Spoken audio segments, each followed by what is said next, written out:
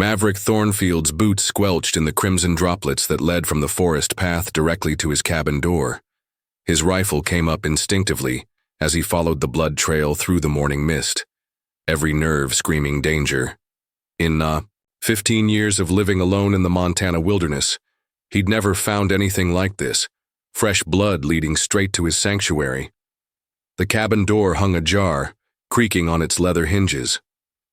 Through the gap, he could hear whispering, a woman's voice, desperate and pleading. Maverick pressed himself against the log wall, listening intently. Two small voices answered her, children speaking in hushed, frightened tones. He kicked the door open and stepped inside, rifle raised, expecting to find intruders ransacking his home. Instead, he found a woman crouched in the far corner, clutching two small children to her chest. Blood soaked through the torn fabric of her dress at the shoulder, and her amber eyes blazed with fierce maternal protection, even as terror flickered in their depths. "Please," she whispered, her voice raw with exhaustion and pain. "Don't let them take my children." Maverick lowered his rifle slowly, taking in the scene. The woman was young, maybe 25, with midnight black hair that had escaped its pins and cascaded around her shoulders.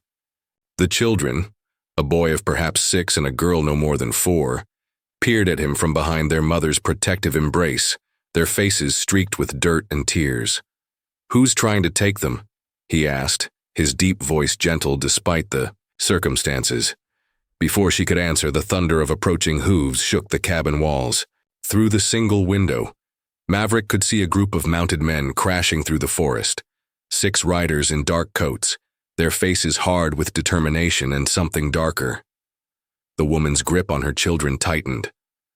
"My husband's family," she whispered. "They say I'm not fit to raise Tobias's children now that he's dead. They want to put them in an institution, claim I'm unstable." Maverick's jaw clenched. He'd seen enough of the world to know how powerful men used the law to crush those who couldn't fight back. "Are you?" Her amber eyes flashed with indignation despite her desperate situation. "I would die before I let harm come to Isolde and Caspian. They're all I have left." The riders were close now, close enough that Maverick could hear their shouts as they coordinated their search. The woman, he still didn't know her name, tried to struggle to her feet but swayed dangerously from blood loss. "Stay down," Maverick commanded, moving to the window. He counted the men again, 6 riders, all armed, all bearing the arrogant posture of men who expected their will to be obeyed without question. "Verity Blackthorn," one of them shouted. "We know you're in there. Come out with the children and—" "No one gets hurt." Maverick glanced back at Verity. Finally, a name to go with the fierce, protective spirit he saw in her eyes. She was shaking her head frantically, pressing her children deeper into the corner. "They'll hurt them," she mouthed silently. "They said they'd make sure I never saw them again." Something cold and dangerous settled in Maverick's chest. He'd lived alone for 15 years, avoiding entanglements, avoiding complications. He'd come to this remote corner of Montana to escape the violence and corruption he'd witnessed as a former lawman. But looking at this woman fighting to protect her children, he felt something long buried stirring to life. "What's your plan?" he asked quietly, moving away from the window. I don't have one," Verity admitted, her voice breaking. And when I heard them coming for us in the night, I grabbed the children and ran, but Magnus shot at us. The bullet grazed my shoulder." "Magnus?" "My late husband's brother. He wants Tobias's land, his money. The children are just obstacles to him." Her voice hardened with bitter knowledge. "He's convinced the territorial judge that I'm an unfit mother, that I'm prone to hysteria and delusions." Maverick had heard this story before, in different forms, in the years when he'd worn a badge. Rich men buying judges, using the law as a weapon against the defenseless. It was part of why he'd retreated to this wilderness, why he'd tried to wash his hands of other people's problems. But as little Isolde peeked at him from behind her mother's arm, her dark eyes wide with trust despite her terror, he felt his resolve crumbling. "Verity Blackthorn," Magnus's voice boomed again, closer now. "You're trespassing on private property. Come out now or we'll come in and get you."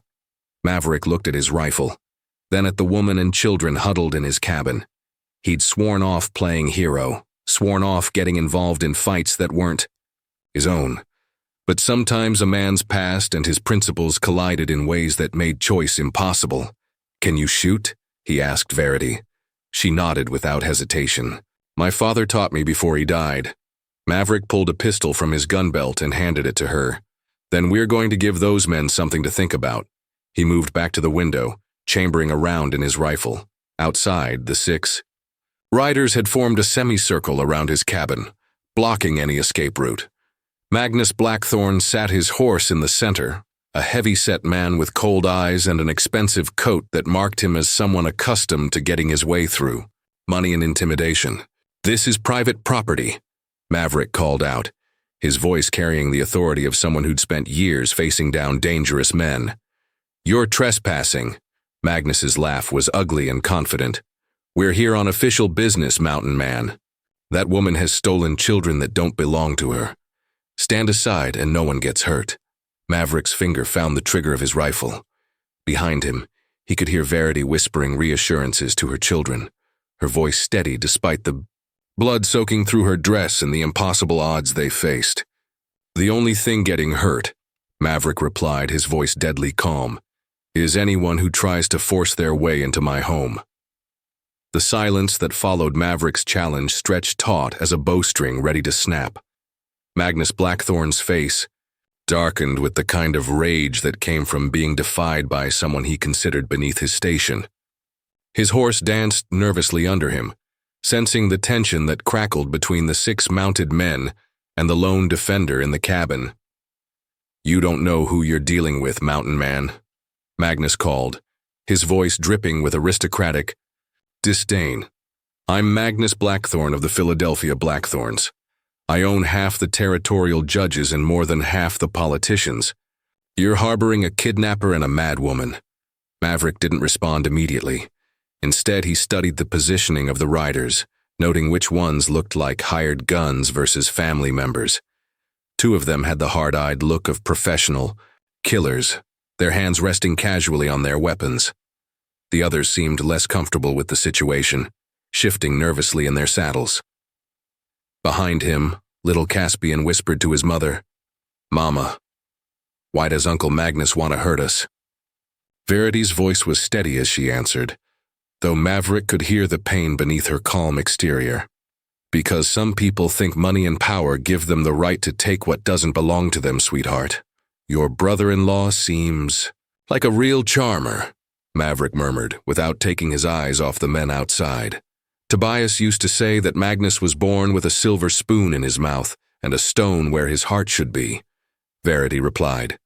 "I never knew how right he was, until Tobias died and Magnus started making his move."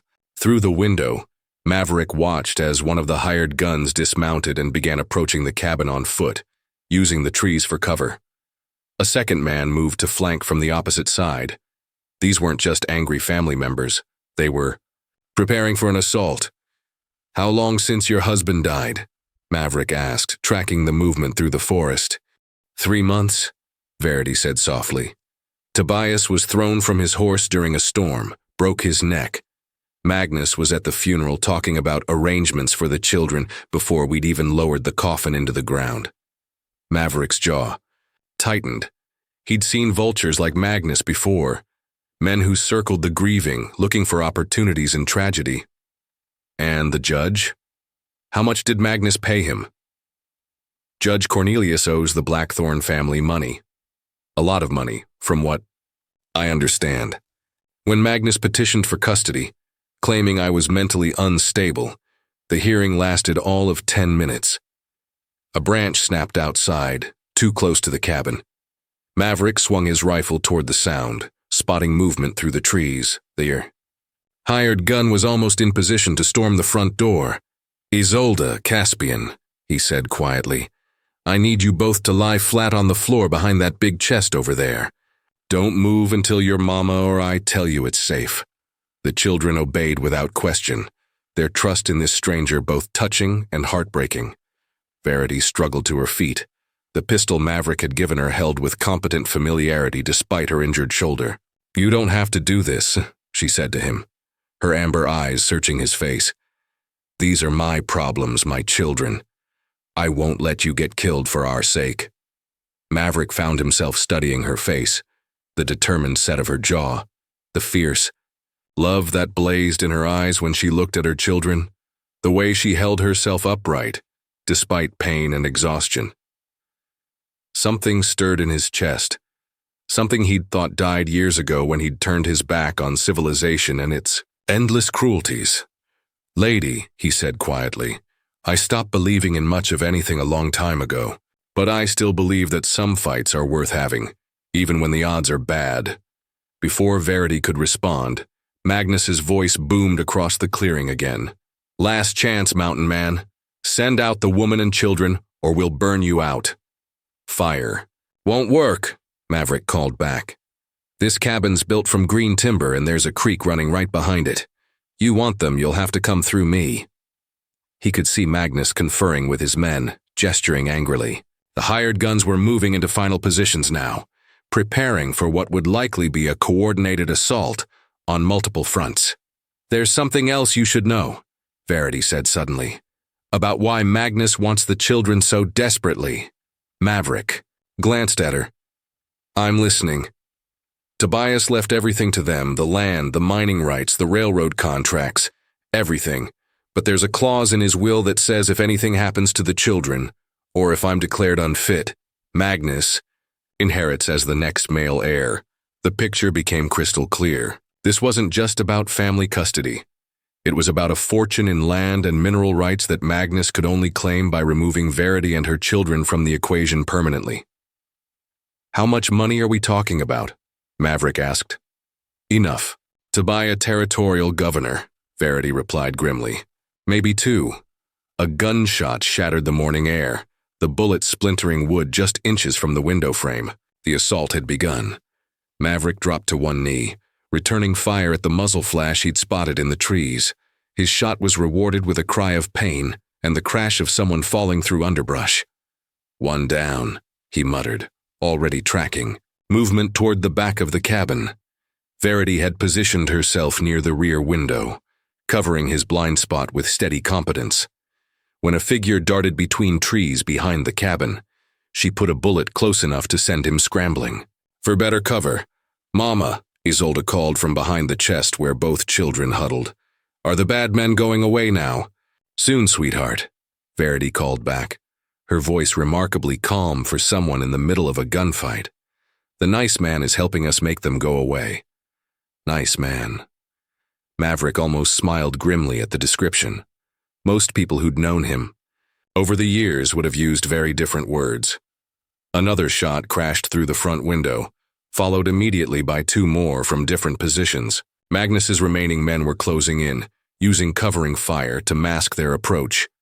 "They're going to rush us," Maverick said, checking his ammunition. "When they do, keep low and keep shooting. Aim for center mass. Don't try to be fancy." Verity nodded, her face pale but determined. Blood had soaked through the makeshift bandage on her shoulder, but her hands remained steady on the pistol. Outside, Magnus's voice rose above the gunfire. "Burn it! If they won't come out, we'll smoke them out." Through the window, Maverick could see one of the men preparing to throw something, probably a torch or fire bottle. But as the man drew back his arm, another gunshot rang out from an unexpected direction, and the would-be arsonist spun and fell. Maverick frowned, scanning the forest. That shot hadn't come from inside the cabin, and it definitely hadn't come from Magnus's men. Someone else had joined the fight. From the dense forest behind Magnus's position came the distinctive crack of a Winchester rifle, followed by the unmistakable voice of an elderly woman shouting, "You yellow-bellied buzzards picked the wrong mountain to terrorize decent folks." Maverick blinked in amazement as a figure emerged from the trees, a woman of at least 70 years, her silver hair braided down her back, and her weathered hands working the lever action of her rifle with practiced ease. She wore buckskin pants and a man's flannel shirt, and moved through the underbrush like someone who'd been born to the wilderness. Grandmother Opal, Verity breathed, recognition and relief flooding her voice. But how did she— Who's Grandmother Opal? Maverick asked, putting another shot toward Magnus's position to keep the men pinned down. Opal Greystone. She runs the trading post 15 miles south of here. She was friends with my husband, helped me when Tobias died. Verity's voice caught, with emotion. She must have seen the smoke from their campfire and come to investigate. Outside, Magnus's carefully orchestrated assault was rapidly turning into chaos. Caught between Maverick's accurate rifle fire from the front and Opal's unexpected flanking attack from behind, his remaining men were scrambling for cover and shouting confused orders at each other. Magnus Blackthorn. Opal's voice carried clearly across the clearing. I knew your daddy, and he'd be ashamed to see what a snake his boy turned out to be. Terrorizing widows and orphans. You're lower than a sidewinder's belly. One of Magnus's hired guns made the mistake of turning to shoot at this new threat. Maverick's bullet took him clean through the shoulder, spinning him around and sending his rifle flying into the underbrush. That's 2 down, Maverick muttered with grim satisfaction. Magnus himself was backing his horse away from the cabin, clearly realizing that his simple intimidation mission had become a costly disaster. Fall back, he shouted to his remaining men. Regroup at the ridge. But Opal Greystone wasn't about to let him retreat gracefully. Another shot from her Winchester sent Magnus's hat flying, and he spurred his horse desperately toward the cover of the trees. You come back here, you coward, Opal yelled. Stand and face what you started. Within minutes, the clearing fell silent except for the groaning of the 2 wounded hired guns. Magnus and his remaining men had disappeared into the forest, leaving their casualties behind in their haste to escape. Maverick cautiously approached the window, rifle ready, scanning for any signs of deception or ambush. After several tense minutes, he was satisfied that the threat had genuinely retreated, at least for now. It's safe, he told Verity and the children. They're gone. Little Isolde and Caspian emerged from behind the chest, running to their mother, with relief written across their small faces. Verity gathered them close with her good arm, tears streaming down her cheeks. The cabin door opened, and Opal Greystone stepped inside, her keen blue eyes taking in the scene with sharp intelligence. Despite her advanced age, she moved with the confident grace of someone completely at home in the wilderness. Well, she said, propping her rifle against the wall. That was more excitement than I've had since the winter of '68 when that grizzly decided my root cellar looked like a cozy den. Verity struggled to her feet again, swaying slightly from blood loss. Opal, how did you know? Saw the smoke from their camp yesterday evening, the old woman replied briskly. 6 men riding, hard through my territory, asking questions about a woman and 2 children. Didn't take much figuring to realize they were hunting you? Her eyes softened as she looked at the children. Hello, little ones. Are you hurt? Both children shook their heads, though they stayed close to their mother. Caspian, the older of the 2, found his voice first. The bad man said he was going to take us away from Mama. Opal's weathered face hardened. Over my dead body, she said with quiet conviction. Then she turned to Maverick, studying him with the same sharp intelligence she'd used to assess the tactical situation outside. And who might you be, young man? I know most folks in these parts, but you're new to me. Maverick Thornfield, he replied. I've been living up here about 15 years, keeping to myself mostly. Thornfield, Opal repeated thoughtfully. You wouldn't be related to Marshall. Jake Thornfield, would you? Tall man, same dark hair, used to work the territorial circuit? Maverick's jaw tightened almost imperceptibly. My brother. Thought so. You have the same way of moving, same careful eyes. Jake was a good lawman before. She let the sentence hang, clearly aware that she was treading on sensitive ground. Before he got shot in the back by men he trusted, Maverick finished flatly. Yeah, Jake was the good one in the family.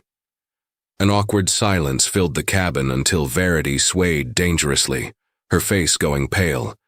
Maverick caught her before she could fall, and found himself supporting most of her weight as her injured shoulder finally gave out. "We need to get that bullet wound properly tended," Opal said, immediately shifting into practical mode. "And we need to figure out what to do about Magnus. He's not going to give up easily, especially with that kind of money at stake." Maverick helped Verity to a chair, acutely aware of how light she felt in his arms, how the scent of her hair mixed with the iron smell of blood. He'd spent 15 years avoiding exactly this kind of complication, getting involved with someone else's troubles, caring about what happened to people he barely knew. "Magnus has the law on his side," Verity said weakly. "Judge Cornelius signed the custody papers. Legally, he has the right to take the children." "Legal and right aren't always the same thing," Opal observed, rolling up her sleeves to examine Verity's wound. "Besides, there are other kinds of law besides what gets written down in courthouses." Maverick found himself watching Verity's face as Opal cleaned and bandaged her shoulder.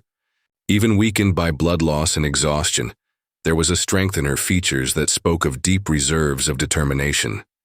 She wasn't some helpless victim. She was a fighter who'd been temporarily overwhelmed by superior numbers and resources. "What kind of man was your husband?"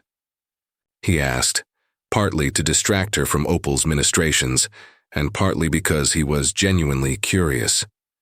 Verity's expression softened with memory. Tobias was gentle, kind. He saw the good in people, maybe too much sometimes. He trusted Magnus right up until the end. Couldn't believe his own brother would try to steal his children's inheritance. "Gentle men don't usually accumulate the kind of wealth that Magnus is after," Maverick observed. "Tobias inherited it from his grandfather, mining claims that turned out to sit on top of one of the richest silver veins in the territory. He never cared about the money. He just wanted to raise his family in peace." Opal finished wrapping Verity's shoulder and stepped back, wiping her hands clean. "Well, Magnus cares about the money enough to kill for it. Those weren't family members he brought with him. Those were professional killers." The reality of their situation settled over the cabin like a dark cloud. Magnus had money, legal authority, and armed men at his disposal. They had, what? A wounded woman, 2 small children, an elderly mountain woman, and a hermit who'd spent 15 years running from his own past. "We need to get you and the children somewhere safe," Maverick said. "Somewhere Magnus can't reach you." "Where?" Verity asked. "He has influence throughout the territory. Even if we could get to another state, he has the legal papers to bring us back." It was Opal who spoke the truth they were all thinking. The only way to stop Magnus permanently is to prove that those legal papers aren't worth the parchment they're written on. Maverick looked at the old woman with new respect. "What are you thinking?" Opal's blue eyes glittered with something that might have been anticipation. "I'm thinking it's time someone reminded Magnus Blackthorne that there are still places where money can't buy everything, and people who remember what justice looks like when it's not for sale." The sun had reached its zenith when Opal finished explaining her plan, and even Maverick had to admit it was audacious enough to work. They sat around his rough-hewn table, Verity with her arm in a makeshift sling, the children sharing a bowl of Opal's trail stew, and Maverick cleaning his, rifle while listening to the old woman's proposal. "The key," Opal said, "is Judge Cornelius. He's Magnus's weak link. Corrupt judges always are because they know what they're doing is wrong, even when they're getting paid well to do it." "You think he'll turn on Magnus?" Verity asked skeptically. "With the kind of debt he owes the Blackthorne family?" Opal's weathered face creased into a knowing smile. "Cornelius has been skimming money from estate settlements for years. I know because my late husband was the territorial treasurer before he died, and he kept meticulous records of every discrepancy he found." Maverick looked up from his rifle. "You have evidence of judicial corruption?" "Better than that," Opal replied.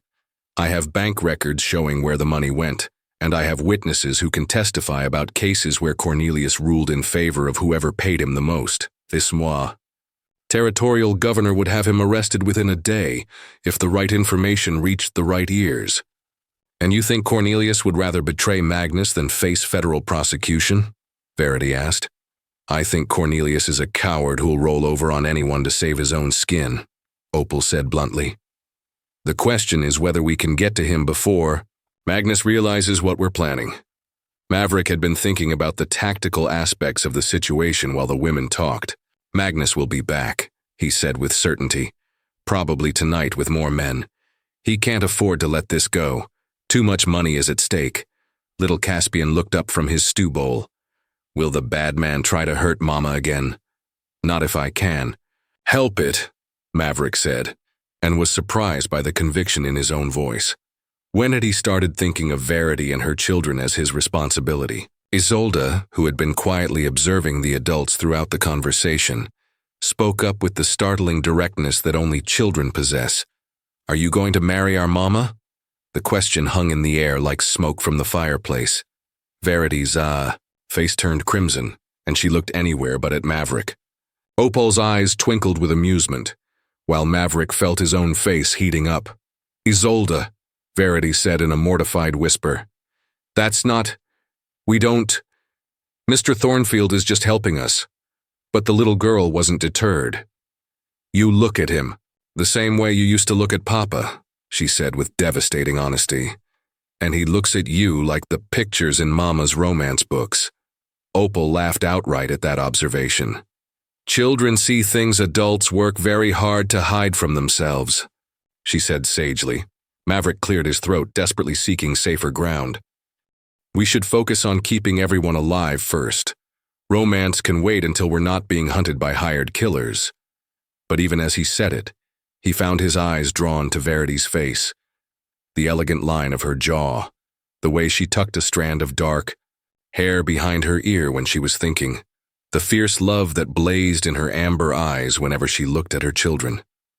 Isolde wasn't wrong about the way he looked at her. There's another problem, Verity said, mercifully changing the subject. Even if we can turn Judge Cornelius, Magnus still has those custody papers. He could just find another judge, pay someone else to rule in his favor. Opal shook her head. Not if the children aren't legally his to claim in the first place. Maverick frowned. What do you mean?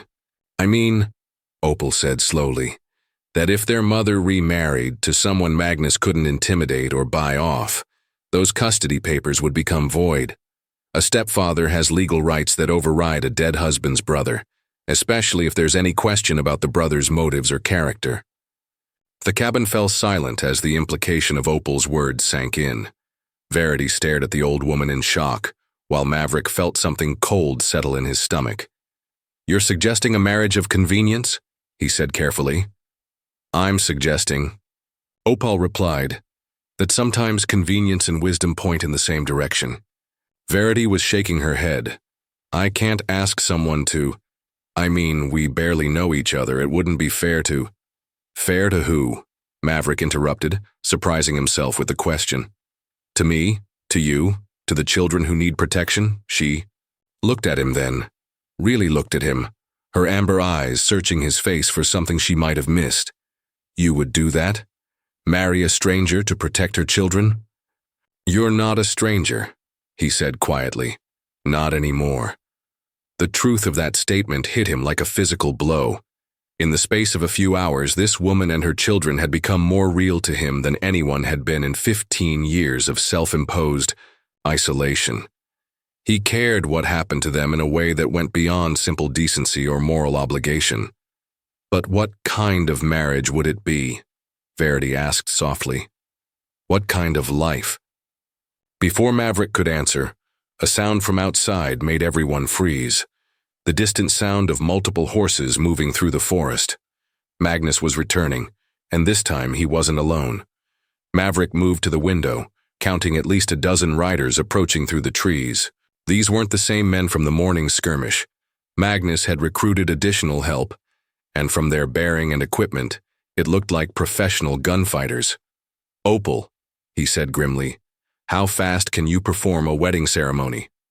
The psych, old woman's eyebrows rose. Are you serious? Dead serious, Maverick replied, checking his ammunition.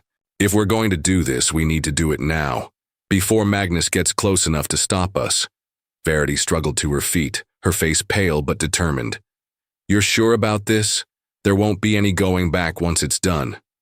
Maverick looked at her, this brave, fierce woman, who'd fought impossible odds to protect her children, and realized that going back was the last thing he wanted to do. For 15 years he'd been running from life, from connection, from the possibility of caring about anyone besides himself. "I've never been more sure of anything," he said. Little Isolde clapped her hands together with delight. "I knew it. I knew you were going to marry Mama." Even in the face of approaching danger, Maverick found himself smiling at the child's joy. "Then I guess you're going to get a new father today, and I'm going to get a new daughter and son," he added, looking at both children. "If that's all right with you." Caspian nodded solemnly, while Isolde launched herself at Maverick's legs in an exuberant hug that nearly knocked him over. "We need to hurry," Opal said, already moving toward her rifle. "Those riders will be in shooting range within 10 minutes.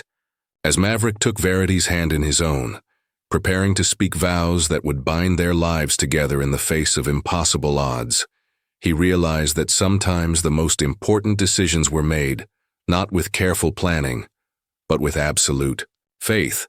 Faith in another person, faith in the rightness of protecting the innocent, and faith that love could grow from the most unlikely beginnings. Outside, Magnus Blackthorn's hired army approached through the Montana wilderness, but inside the cabin, 3 people were about to become a family. "Do you, Maverick Thornfield, take Verity Blackthorn to be your lawfully wedded wife, to have and to hold in sickness and in health, for richer or poorer, forsaking all others until death do you part?"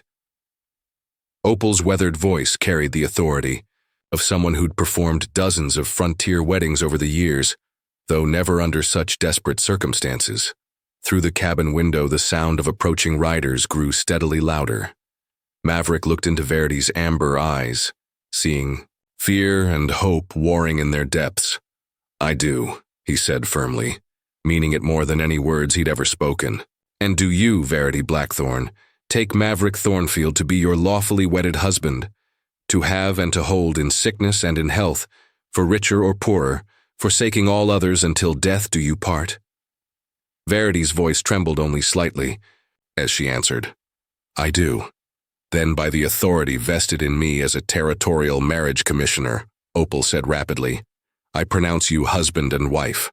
Kiss your bride, son, and then grab your rifles because we've got about 30 seconds before all hell breaks loose."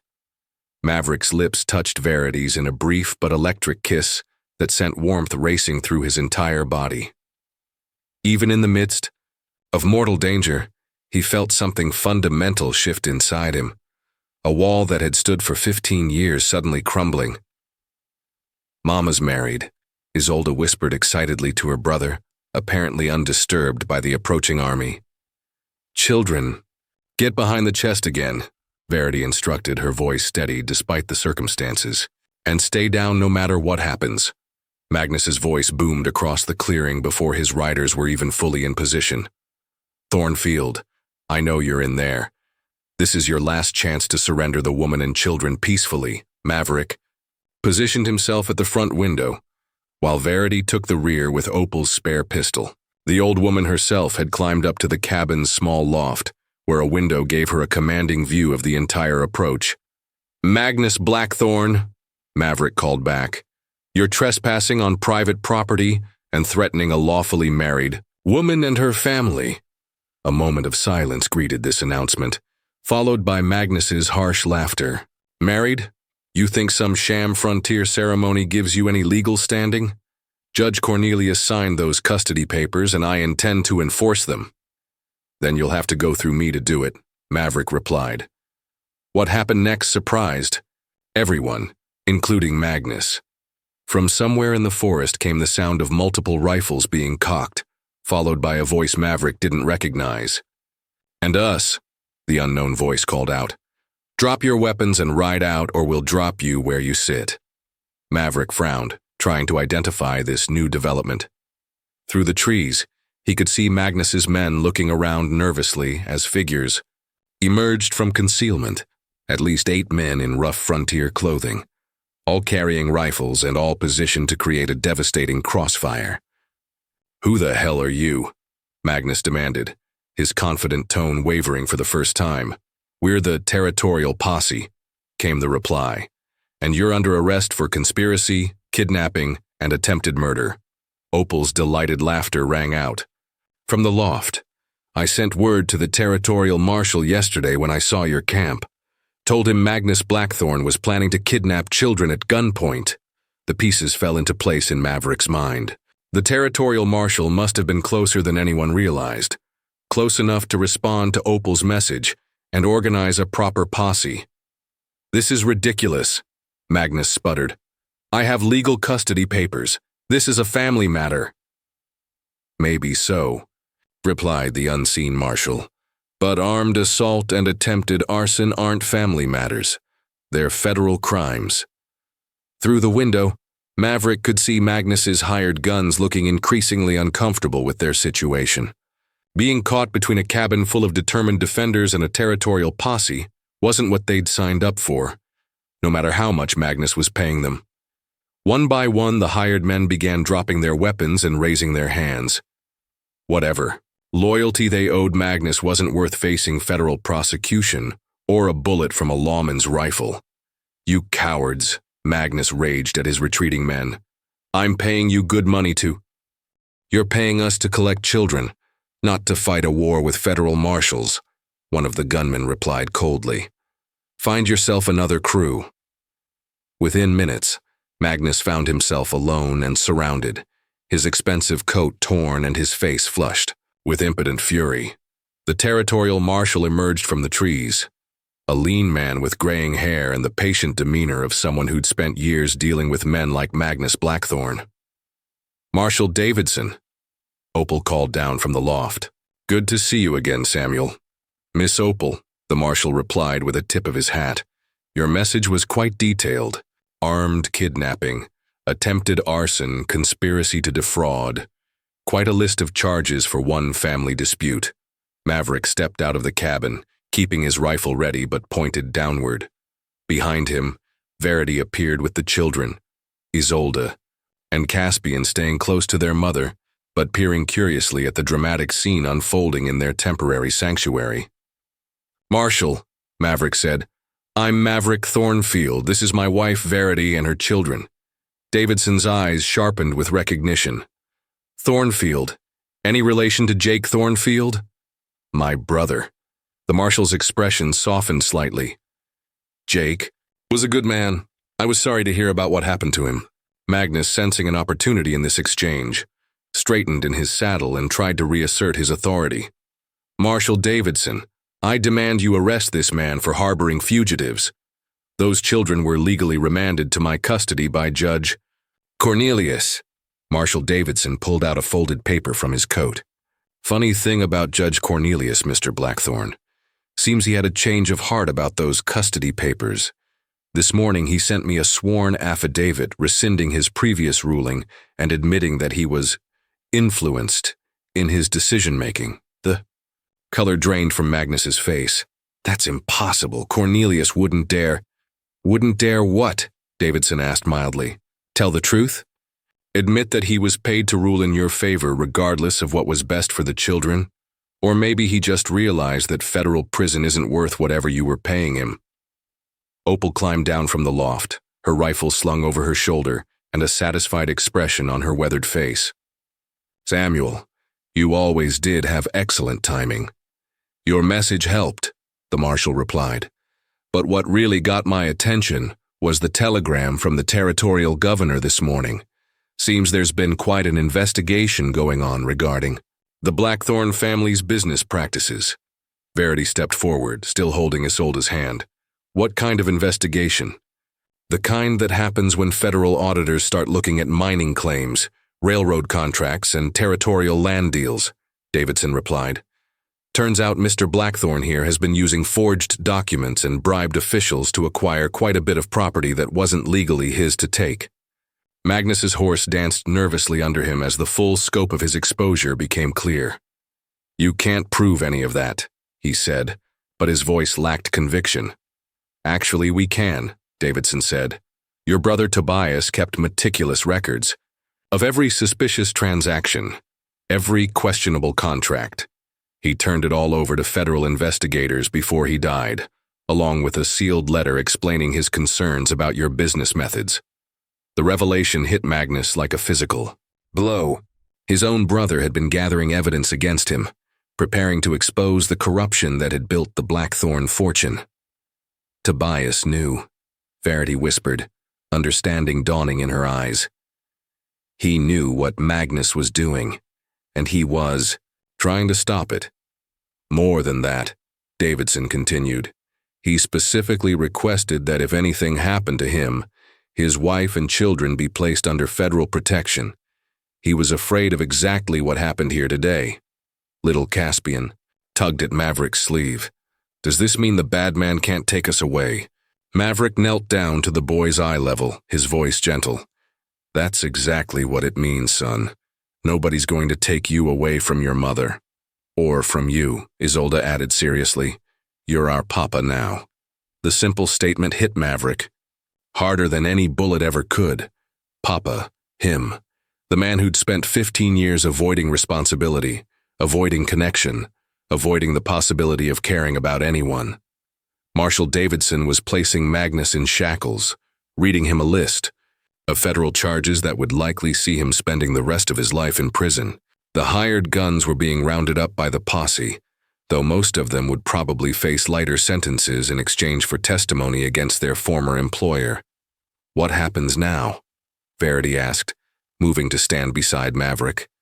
Now, Opal said with satisfaction. You get to live the life Tobias wanted for you and the children, free from fear, free from men who think money gives them the right to destroy families. Davidson finished with Magnus and turned back to the group. Mrs. Thornfield, he said, acknowledging Verity's new married name. There will be some paperwork to sort out regarding your late husband's estate, but with Magnus facing federal charges, there shouldn't be any more challenges to your children's inheritance.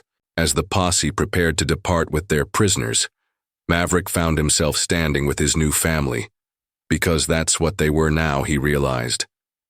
Not just Verity and her children, but his children too. His responsibility, his joy, his reason for getting up in the morning. Are you all right with this? He asked Verity quietly. All of it? The marriage, the instant family, the complete change in your life? She looked at him with those amber eyes that had captivated him from the moment he'd found her bleeding in his cabin. Maverick, she said softly, for the first time since Tobias died, I feel safe. More than safe. I feel like I'm exactly where I belong.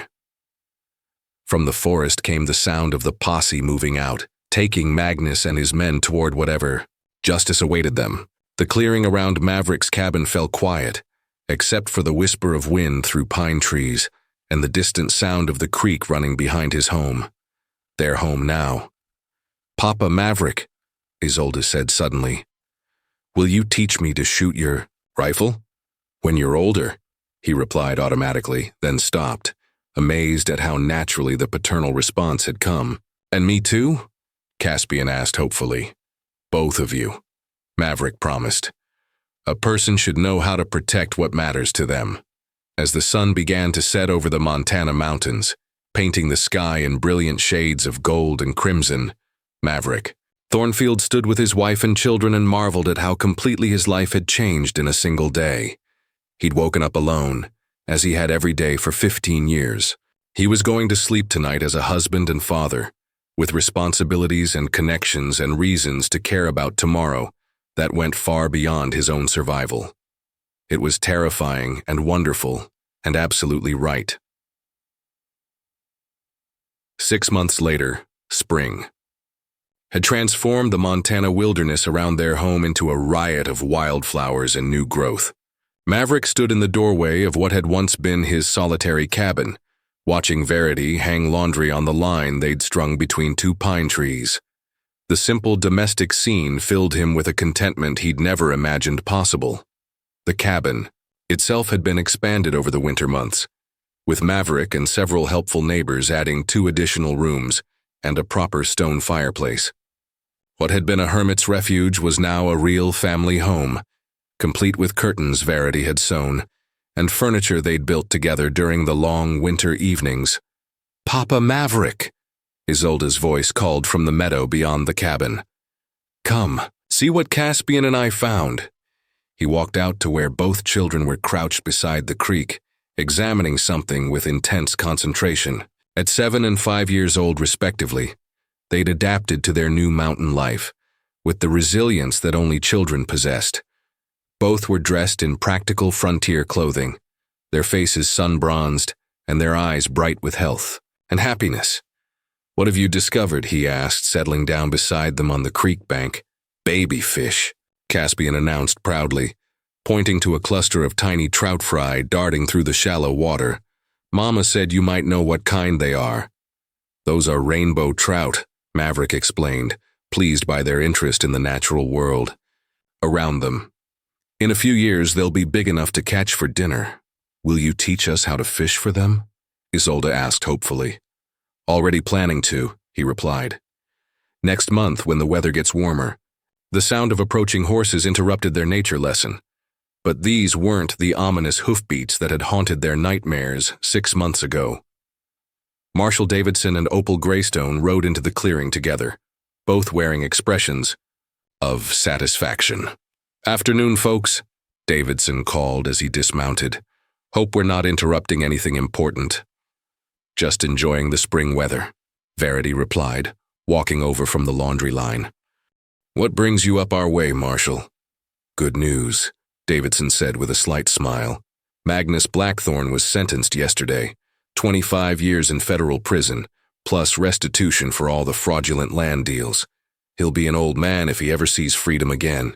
Maverick felt a weight he'd been carrying for months finally lift from his shoulders. "And Judge Cornelius?" 10 years, but he'll likely serve less if he continues cooperating with the federal investigation. Turns out the corruption went deeper than anyone realized. 3 other judges, 2 territorial officials, and a railroad executive were all taking bribes from the Blackthorne operation. Opal dismounted with the spry energy that belied her 70-plus years. "Which brings us to the other reason for our visit," she said, pulling out an official-looking document. "The territorial governor has approved the children's inheritance claims. All of Tobias's legitimate holdings, the mining claims, the ranch property, the railroad contracts, officially belong to Isolde and Caspian, held in trust until they come of age." Verity's hand went to her throat in amazement. "How much? Tobias never told me exactly. Enough to ensure your children will never want for anything," Davidson replied diplomatically. "And enough to fund some interesting opportunities for the whole family." Maverick frowned. "What kind of opportunities?" It was Opal who answered, her blue eyes twinkling with mischief. "The territorial governor has offered you a position, Maverick. Territorial marshal for the Northern District. Seems word of your handling of the Magnus situation has reached some important ears." The offer hung in the air like morning mist. Maverick looked at Verity, seeing surprise and something else. Pride, perhaps, in her amber eyes. "I don't know," he said slowly. "I've been out of law enforcement for a long time, and I'm not sure I want to leave." "You wouldn't have to leave," Davidson interrupted. "The position would be based right here. You'd have jurisdiction over 6 counties, with deputies in each county seat, but your primary residence would remain wherever you choose. It would mean protecting other families the way you protected yours," Opal added pointedly. "Making sure men like Magnus don't use money and corruption to hurt innocent people." Little Caspian tugged at Maverick's sleeve. "Papa, would you wear a badge like the marshal?" "Would you want me to?" Maverick asked, surprised by how much the boy's opinion mattered to him. "Yes," both children chorused enthusiastically. Verity stepped closer, slipping her hand into his. "Maverick, you were born to protect people. These past 6 months, I've watched you help every neighbor who needed it, settle disputes, stand up for families that couldn't stand up for themselves. Maybe it's time to make it official." He looked around at the life they'd built together, the expanded cabin, the children playing by the creek, Verity's garden beginning to show green shoots, the peace that had settled over their mountain sanctuary. For 15 years, he'd run from responsibility, from the chance to make a difference in the world. But responsibility had found him anyway, in the form of a bleeding woman and 2 frightened children who'd needed his protection. "All right," he said finally. "I accept." Davidson nodded with satisfaction and pinned a silver star to Maverick's shirt. "Welcome back to law enforcement, Marshal Thornfield." That evening, after Davidson and Opal had departed and the children were tucked into their beds, Maverick and Verity sat together on the porch steps, watching stars emerge in the darkening sky. "Do you ever regret it?" Verity asked softly. "The way everything changed so quickly? The way we got married?" Maverick considered the question seriously. "I regret that it took a crisis to bring us together," he said finally. "I regret that you and the children had to go through so much fear and danger, but regret marrying you? Regret becoming a father to Isolde and Caspian? Never." She leaned against his shoulder, her warmth and presence still capable of surprising him with how right it felt. "I love you, Maverick Thornfield. I love you too." "Verity Thornfield," he replied, marveling at how easily the words came now. From inside the cabin came the sound of Isolde giggling and Caspian shushing her, probably plotting some childhood mischief for the morning.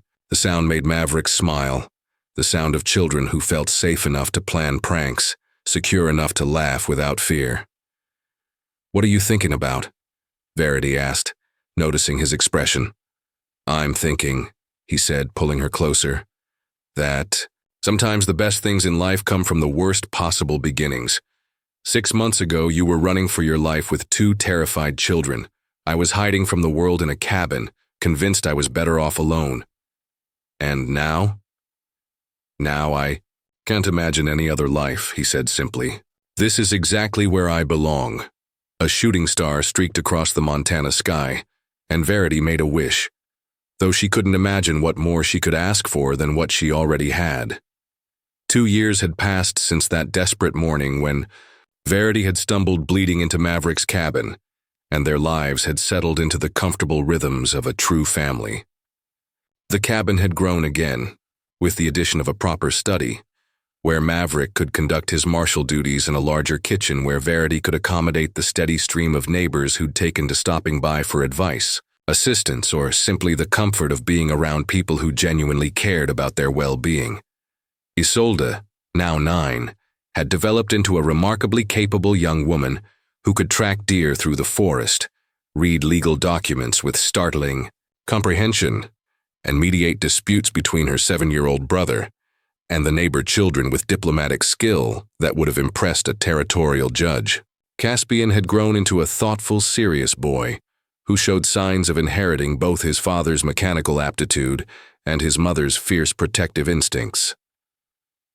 On this particular morning, Maverick was reviewing reports from his deputies when Verity appeared in the doorway of his study, her face glowing with a secret that made her amber eyes dance with barely contained excitement.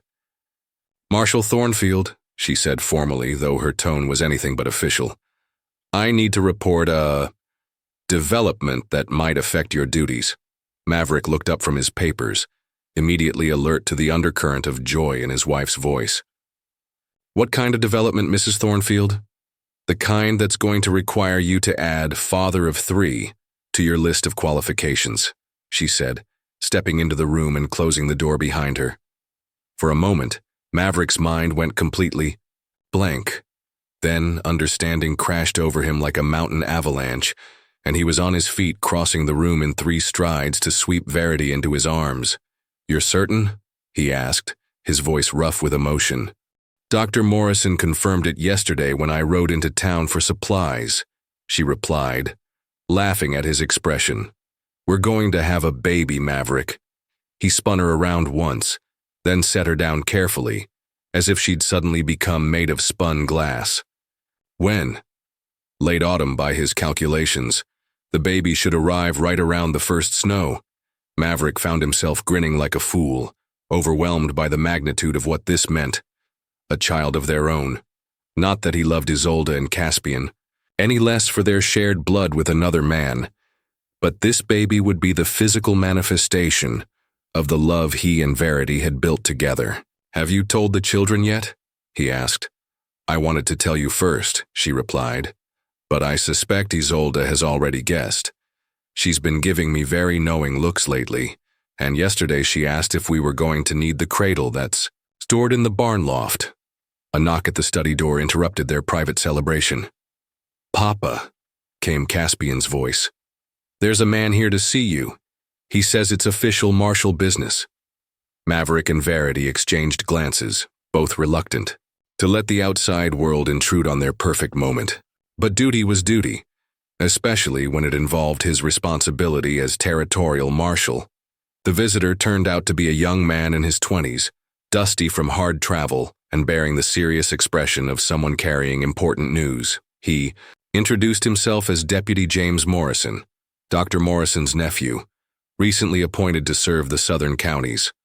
"Marshal Thornfield," he said formally. "I'm afraid I have some disturbing news. There's been a development in the Magnus Blackthorne case." Maverick felt Verity tense beside him. They'd both hoped that chapter of their lives was permanently closed. "What kind of development?" "Magnus died in prison 3 weeks ago," Morrison replied. "But before he died, he managed to send word to some unsavory associates. We have reliable information that they're planning to come after your family, specifically to kidnap the Blackthorne children and hold them for ransom against their inheritance." The news hit like a physical blow. Just when they'd begun to believe their battles with the past were over, the shadows of old enemies were reaching out to threaten their peace. "How many men?" Maverick asked, automatically shifting into tactical mode. "At least 6, possibly more. Professional kidnappers and killers, according to our sources. They're calling themselves Magnus's final gift to the family that destroyed his plans." Isolde and Caspian had been playing in the yard when the deputy arrived, but now they approached the porch with the instinctive wariness that children develop when they sense adult tension. Maverick made a decision that would have seemed impossible to the hermit he'd been 2 years ago. "Deputy Morrison," he said, "I'm going to ask you to coordinate with my other deputies and Marshal Davidson. I want these men found and arrested before they get within 50 miles of my family." "Sir, with respect, wouldn't it be safer to take your family to a secure location until the threat is neutralized?" Maverick looked at his home. The expanded cabin, Verity's garden, the swing he'd hung from the old oak tree for the children, the life they'd built together through love and determination and sheer stubborn courage. Then he looked at his wife, her hand resting protectively over the new life growing within her, and at Isolde and Caspian, who'd already endured far too much fear and uncertainty in their young lives. "Deputy," he said quietly, 2 years ago, bad men tried to drive my family from this place. They failed. These new threats will fail too because this is our home, and I'll be damned if I let anyone make us run from it again." Verity moved to stand beside him, her hand slipping into his with the easy confidence of a true partnership. "Besides," she added with a slight smile, "we have something Magnus's associates don't." "What's that, ma'am?" Morrison asked. "We have something worth fighting for," she replied simply. That evening, as deputy marshals took positions around their property, and neighbors quietly armed themselves to help protect the family that had done so much for their community, Maverick and Verity sat on their porch with Isolde and Caspian, finally sharing the news about the expected baby. "Really?" Isolde breathed, her eyes wide with delight. "A real baby? That I can help take care of?" "Really," Verity confirmed. "You're going to be a big sister again." Caspian considered this news with the seriousness that characterized all his thinking. "Will the baby call you Papa too?" he asked. "Maverick." "I hope so," Maverick replied. "Just like you and Isolde do." "Good," the boy said firmly, "because you're the best papa anyone could have." As stars emerged in the Montana sky, and the sounds of their protectors moving quietly through the surrounding forest provided a comforting sense of security, Maverick reflected on the extraordinary journey that had brought them to this moment. He'd found blood leading to his cabin and discovered a woman pleading for her children's protection. In saving her, he'd found his own salvation, purpose, love, family, and a future bright with possibility. The threats would come, and they would face them together as they'd faced everything else. But tonight, they were simply a family expecting their first child together, surrounded by friends willing to risk their own safety to protect what they'd all come to value. The idea that love could triumph over greed, that courage could defeat corruption, and that sometimes the most important battles were fought not for glory or profit, but for the right to live in peace with the people you loved most. "Maverick," Verity said softly as they prepared to go inside, "do you think our baby will have your dark hair or mine?" He considered the question seriously, though his answer made her laugh. "I think our baby will have whatever it takes to be exactly who it's meant to be, just like the rest of us." And in the distance, an owl called through the Montana darkness, its voice carrying across the wilderness like a benediction, a promise that some things endured, that some loves lasted, and that some families were strong enough to weather any storm that dared to threaten their happiness. The blood trail that had led to Maverick's cabin had brought more than a desperate woman seeking shelter. It had brought home itself, in all its messy, complicated, absolutely perfect reality.